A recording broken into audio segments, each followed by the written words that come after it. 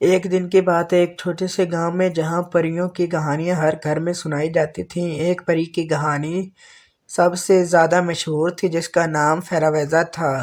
فیرویزا ایک خوبصورتی کی ملکہ تھی جو روز روشنی کی طرح نکلتی تھی اور شام کو آسمان میں چمکتی تھی۔ اس کی جڑیں زمین میں دفن ہوئی تھیں اور وہ گاؤں کی ہر کمیونٹی کی دوست تھی۔ ایک دن گاؤں میں ایک بڑی برسات گرنے لگی اور سب کے گھر گلی کر گئے۔ سارے لوگ گھروں کی سطح کو صاف کرنے میں مصروف ہو گئے، لیکن فیرویزا نے سب کی مدد کرنے کی ایسی زمین میں چھایا دی۔